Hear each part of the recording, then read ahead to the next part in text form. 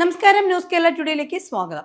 അക്ഷയ തൃതീയയോട് അനുബന്ധിച്ച് ഗുരുവായൂർ ക്ഷേത്രത്തിൽ വിവാഹ ബുക്കിംഗ് 140 കടന്നു.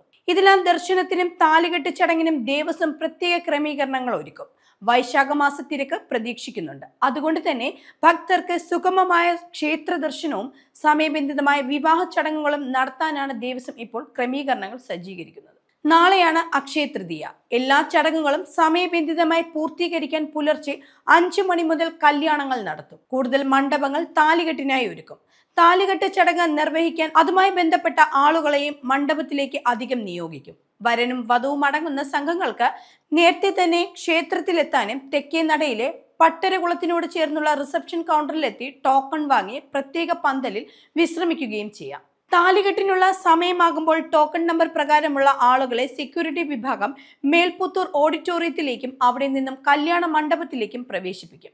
വരനും വധുവും ബന്ധുക്കളും കൂടാതെ 4 ഫോട്ടോഗ്രാഫർമാർ ഉൾപ്പെടെ 24 പേർക്ക് മാത്രമേ പ്രവേശനമുണ്ടാകൂ. അക്ഷയ തൃതീയ ദിവസം ക്ഷേത്രത്തിൽ ക്രമാതീതമായ ഭക്തജന തിരക്ക് അനുഭവപ്പെടും. അതുകൊണ്ട് തന്നെ പുലർച്ചെ നിർമ്മാല്യം മുതൽ ഭക്തരെ കൊടിമരത്തിന് സമീപം വഴി നേരെ നാലമ്പലത്തിലേക്ക് പ്രവേശിപ്പിക്കുമെന്നാണ് അറിയുന്നത്. അനിയന്ത്രിതമായ തിരക്കുണ്ടാവുന്ന പക്ഷം ഭക്തജനങ്ങൾക്ക് സുഗമമായ ദർശനം ഉറപ്പാക്കുന്നതിന് ദേവസ്വം ഏർപ്പെടുത്തുന്ന ദർശന നിയന്ത്രണങ്ങളോട് ഭക്തജനങ്ങൾ പൂർണ്ണമായി സഹകരിക്കണമെന്നും Devaswom chairman doctor V K വിജയനും അഡ്മിനിസ്ട്രേറ്റർ കെ പി വിനയനും അഭ്യർത്ഥിച്ചിട്ടുണ്ട്.